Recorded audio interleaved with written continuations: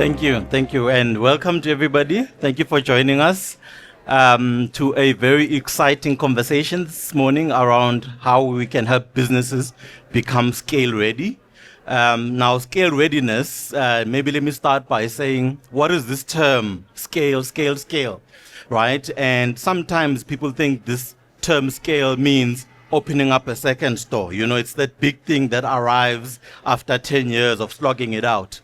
But before you get to those levels, we just want to have a conversation today around what are the fundamentals, what are the structures, what are the principles that should guide you as you start out your business, as your business grows, so that your business is ready for the growth that is ultimately going to come from your business. Whether you go looking for the growth or the growth comes to you, you need to constantly be thinking about how you get your business to be scale ready. That's today's topic. If you think of a toddler, a child, as you mold your child, you teach them about how to be an adult. You teach them the independence of being an adult before they become an adult. You don't suddenly teach them to make their bed when they are now 18 years old or 20. You teach them how to feed themselves. You teach them how to bath themselves. That's the independence you grow into your business. You put into your child so that when they are an adult, they can stand on their own 2 feet. I must say I'm not alone in this topic. I'm joined by two lovely ladies, Cordelia Masha, as well as Chef Zana. Cordelia, you are a mixed ball of exciting finance and growing businesses, and hospitality and tourism has really been where you found like a happy home. I'm excited to have you here, to have you share some of the knowledge and some of the things you've seen in this business which is very much an everyday for you. Chef Zana, thank you so much for joining us. You are a friend to the industry, so maybe you look more familiar to the people here than me, myself, and Cordelia. We look forward to getting your insights around how you've changed, and how your leadership represents across the cuisine industry, and how you've managed to bring insights around blending quality as well as creativity, but with a business angle to the perspective. Now, without wasting too much time, I do want us to get into the crunchy nuts and bolts of what is it that your business needs, so that as it grows, it knows exactly it is not suffocated by the growth that comes. What do you need to put in place for your business? What do you need to start thinking about now, so that as your business grows, one, but two, also so that your business is ready for growth? A lot of the time, what we see is that startup businesses, they get trapped in startup mode because the owner of the business has not graduated beyond startup mode. He still wants to be the HR, the marketing, the CIO, the CEO, the decision maker, the driver, the baker, the cooker, everything. At some point, your business outgrows that.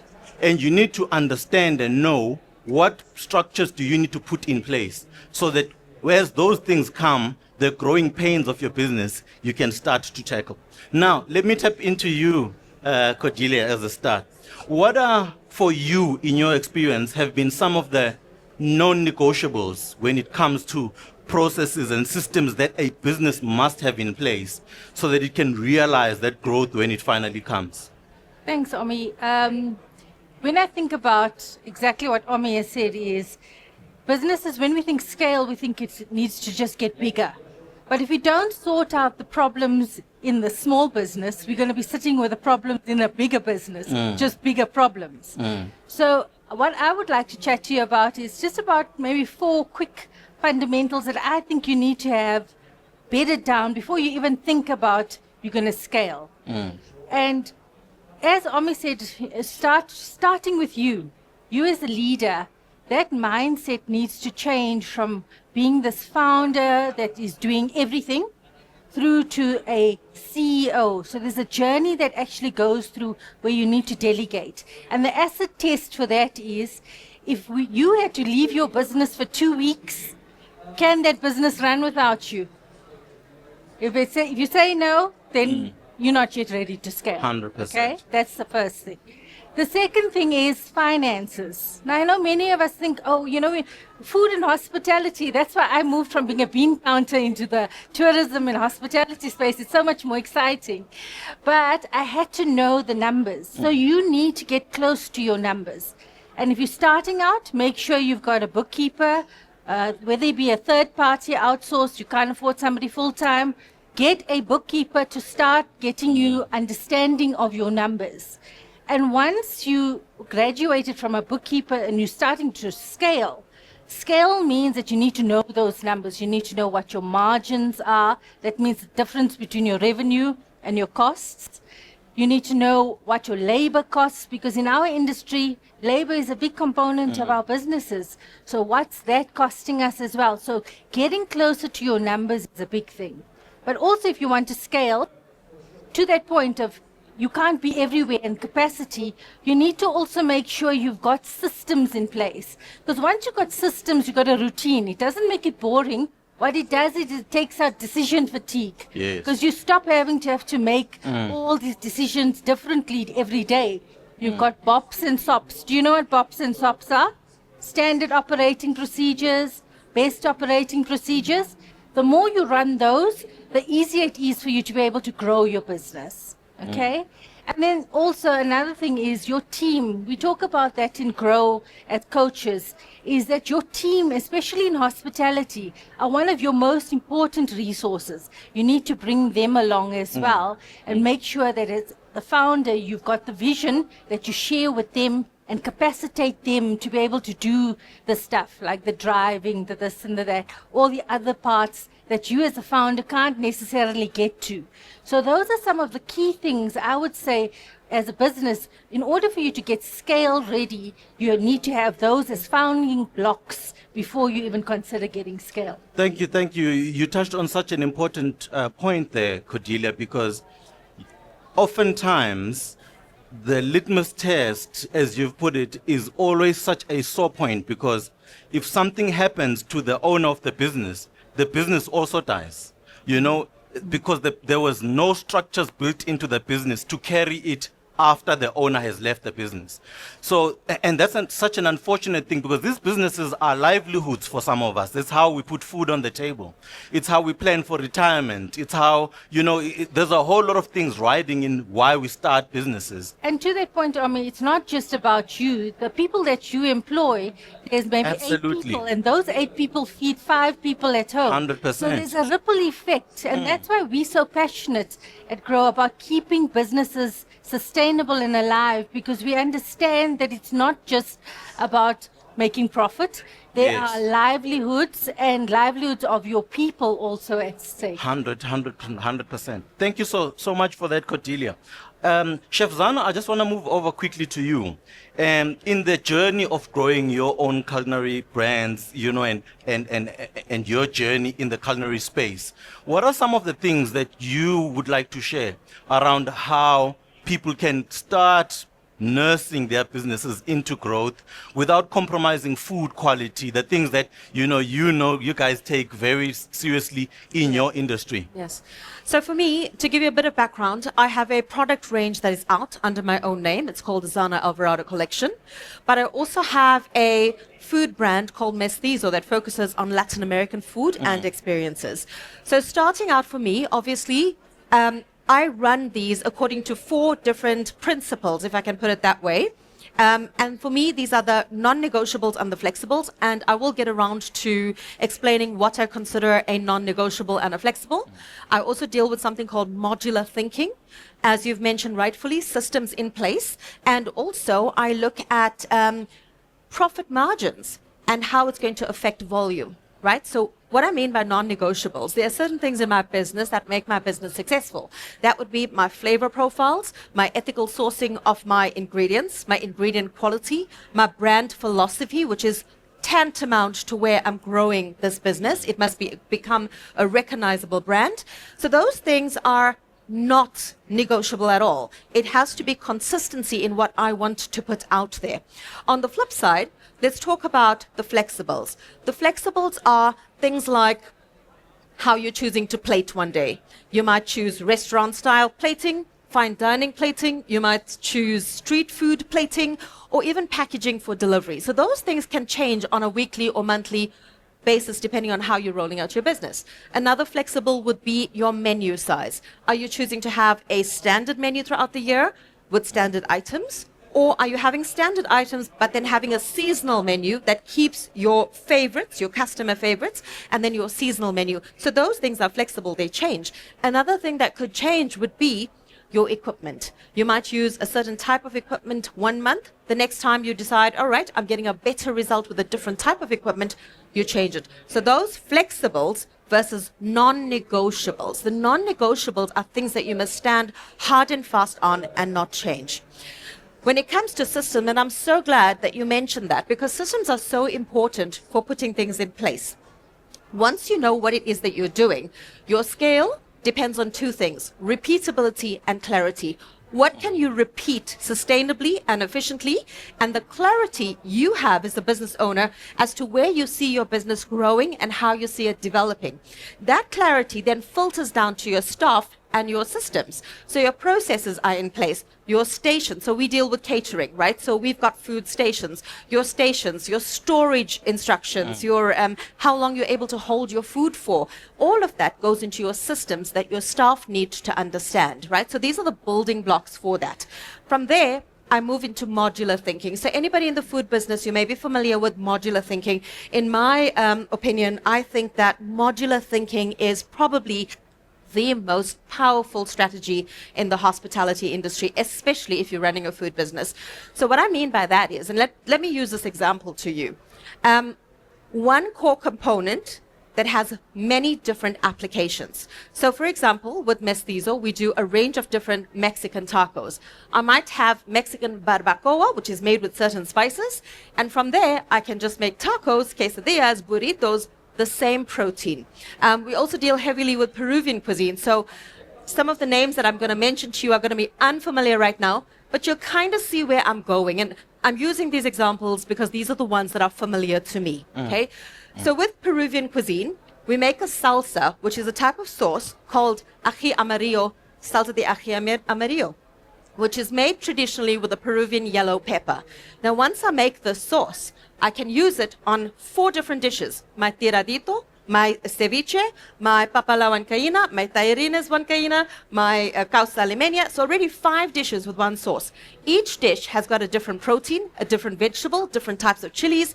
So inevitably, you're getting differently flavored dishes, but one core component. That's modular thinking. So what that actually does is that it creates consistency against your taste profiles, right? It limits the number of ingredients you have to buy, so saving you cost as a business owner. Cost is, tantamount to running your business effectively and keeping your costs low. And it also allows you to not then go out and buy ingredients for 100 different dishes when you can buy for certain key components and spread that across a variety of dishes, right? And then I come to margin first scaling.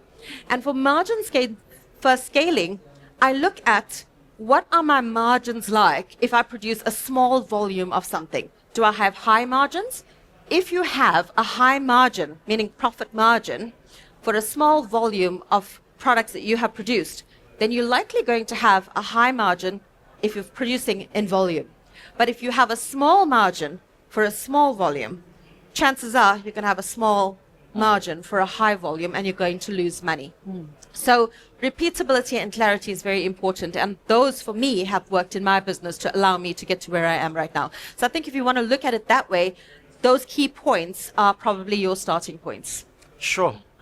So much to. I told you I talk a lot. Told you.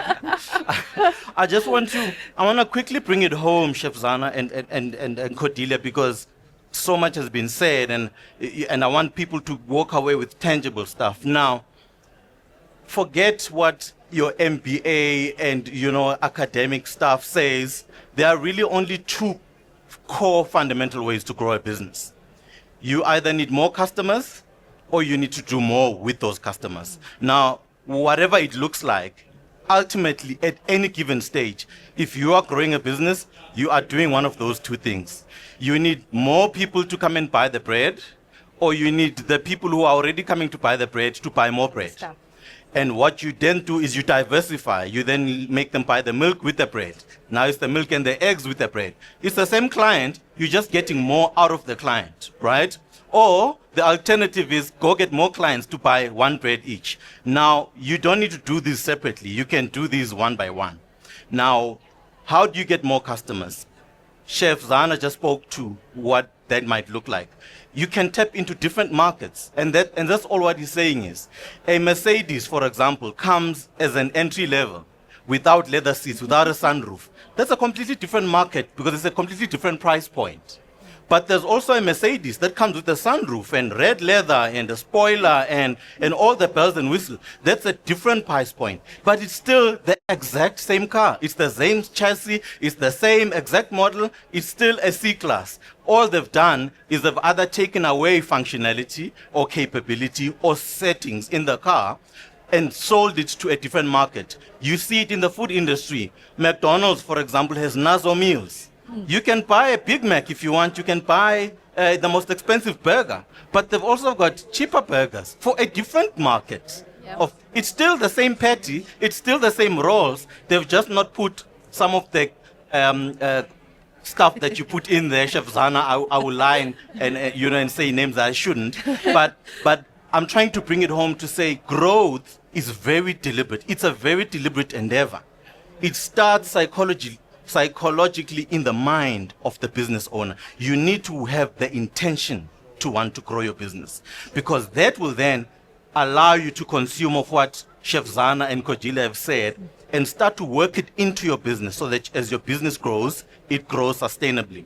Now, I want to close it, ladies, by saying, what can we share from a practicality perspective in terms of the cultures we've seen? What are the people who are really growing businesses? What are the cultures you see them adopting? What are the things they are doing with their teams in their businesses? What are some of those cultures that this audience can take away and say, I'm going to try 1, 2, and 3 as a culture shift in my business to get my business up and ready? Perhaps let's start with you, Cordelia. So I think when you talk about culture and values, a lot of the owners and founders, they first draw up their culture and values, and then they have a responsibility to actually explain and bring that forward to their teams. And the teams then buy into that. And when teams buy into that, they mobilize, they energize. And we talk about something called the why. Now, very often, when you have a kid in a store and they sit in the grocery store with you and they want a certain sweet and you say no, but you don't explain, then they're there on the floor having a tantrum because you have not explained why. They may be allergic to it or whatever. But if you took the time to say, no, baby, you're going to get sick. This is what happens to you when you have this. They may understand. So not to liken it to kids, but very much to say to us, we as human beings, we tend to understand and we get energized by a why.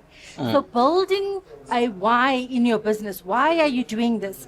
What is that food that you are creating? What is that hospitality experience that you are creating that actually brings something to the market? In tourism, we had a hospitality tourism lodge that said that they are bringing people's dreams alive. They're making people, that's their why, their reason for existence.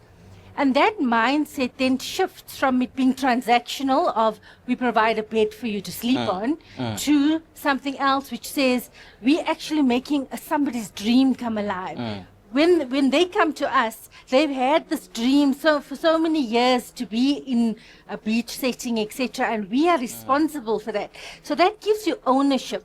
So that's important for you to take your team on a journey which is more emotive than transactional. So bring in what is it that you give your client? What is it? Is it, if it's, we take an example of bread. Bread gives sustenance. People break bread as part of whether you're having a peace meeting or something like that, very pertinent for our situation now. People normally say, come, let's break bread together.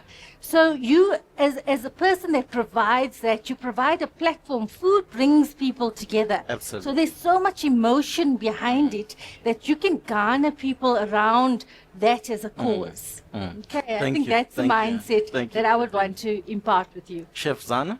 So I think when it comes to culture in trying to scale a business, number one, your staff is who's going to give your business legs. But they can only do that if you, as the business owner, give them direction, right? You must also understand that in any business, nobody is going to have the same level of passion that you have for your business. So you're going to have to motivate your staff. People are going to tell you it can't get done. I was told it can't get done. Believe me, guys, if you're passionate about it, you will get it done and you'll find a way no matter how many people say no to you. That said, with regards to a cultural shift, I think it comes down to mentality. And one of the things that we need to look at openly in the hospitality industry is the cultural shift between a craft mindset and a commercial discipline. So what I mean by that is in hospitality, everything starts with a craft, right? A craft starts from passion, from individuality, creativity. You like making something, so you want to make it and you want to sell it.